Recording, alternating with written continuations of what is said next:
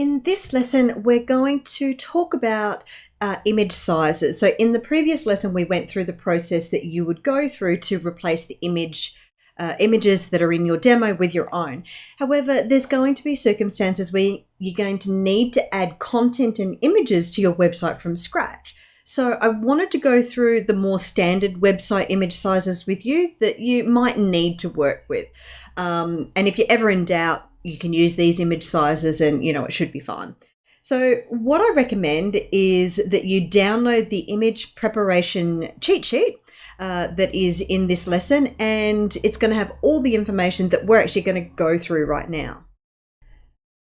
So this is the image cheat sheet that I recommended that you download. It goes through the average sizes that you're going to need and a few bits of information in terms of images for websites. So rule number 1, we already talked about: never upload images that are not optimized for website. 500 to 700 KB is all that you'll need for your 1920 pixel wide banner images.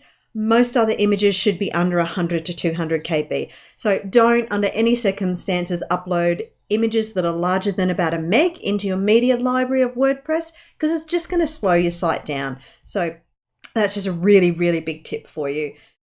As you can see by these images here, this is the average size screen for the different devices that there are out there. So as I said, 1920 by 1080 is the general standard for an iMac. If for some reason you're wanting your website to look good on a massive TV, well then you might need to use bigger, but you shouldn't need to use more than 1920. As it comes down in screen size or in devices, the screen size comes down. So by the time you get to a mobile, the 320 by 480 is the size that a mobile is going to see. So the rule of thumb there is that make sure that you don't put any images in your website that are actually smaller than 320 by 480. Otherwise, it'll just be too teeny tiny on a mobile. Also bear in mind here that even though, say, for the laptop here, even though it's 1280 by 800, there is a content safe area, which is kind of like, the bit in the middle that is, going to be seen on, all screen sizes. So even though it's 1280 by 800, some screens will only see 1105 by 699. So the moral of the story with that is don't put anything important, wording or any important visuals, on the sides of your images. Keep the important information to the middle. So the theme demo images are going to be different for every single demo. So if you want to check, do that right click, save the image as, then preview it. That's the best way to tell exactly what image that the demo uses. Otherwise, you can use the average website images sizes. So logos, 300 by 300 or 250 by 150 are the two sizes. It depends if it's going to be square or rectangle.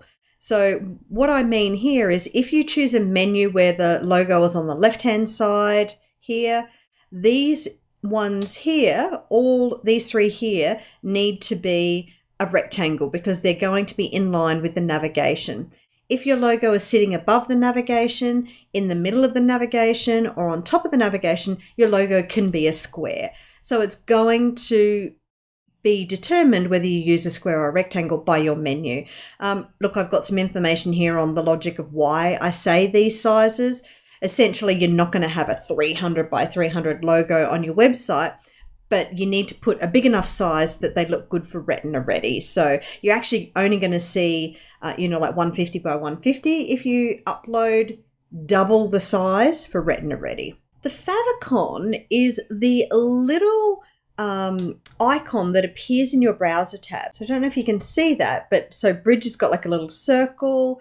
That's a Google icon. So the little icon that is in the tabs of your browser, you can put into your website. 16 pixels by 16 pixels. They do need to be a .ico format, and you can generate that format from any image using that link. Full page images or backgrounds, we talked about 1920 by 1080. Remember the sizing, that it can't be bigger than like a meg. Blog images, there are a lot of different choices with the way you can display your blog. So this is a blog that is full width but with masonry. So you can see here that these featured images are not that big.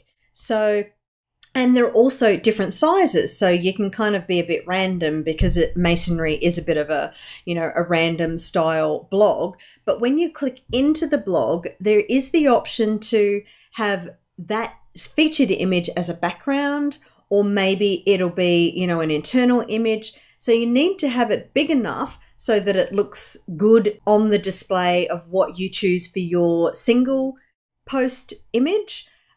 You might decide not to. So you might decide that, on your single post that you only have text and maybe a smaller image. So you need to make the decisions of what kind of blog that you want before you make the size decision. So the main thing that I want to highlight to you is if you choose the standard blog, which is probably one of my favorites, which is just a simple featured image going down the page. Now, this image, that's probably, 600 by 400 or something like that. Keep your blog images exactly the same size.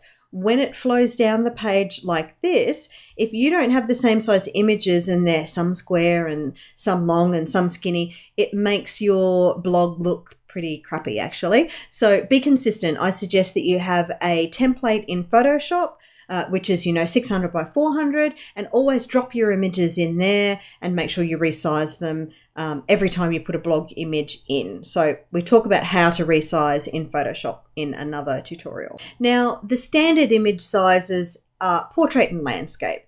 So like a photo, you're looking at portrait of 600 by 800 is a standard image, and landscape would be 800 by 600, so obviously just the opposite. And it doesn't matter if you go 600 or 800 square. It just depends on how big you want them to show, if there is a zoom function or whatever. But just stick to a similar image. A portfolio is going to be very similar to a blog. There are standard images, sizes of portrait and landscape and square, which are exactly the same. If you want to have your images to zoom, you'll need to use at least 1200. However, again, depending on the portrait style that you choose will depend on the image sizes that you use. So this is a portfolio 4-column alternate. There's a portfolio, styled with 2. So they get bigger depending on the style of portfolio that you choose. So you've got to think about the thumbnail of the portfolio feed that you're choosing. So you can see there's lots of different choices here. But there's also, like a blog, you've got a feed, which is a feed of all of your different either blogs or portfolios that you're displaying. And then there's the individual items. So in the individual blog or the individual portfolio, you might have backgrounds, you might have bigger images. So it just depends on which one you choose for a feed and which one you choose for an internal, to make sure that you get those image sizes right. If you've got a shop, some demos are going to be different, but when you go into, I use WooCommerce to run shops for my clients. So when you go into WooCommerce and products and display, it has a default image size. So a single product image size is 600 by 630 for WooCommerce. So if you upload your product images in that size, it's going to shrink them down for the thumbnail and the catalog images correctly. Just again, check the demo that you're using, check the single product image size and upload the biggest size for your shop.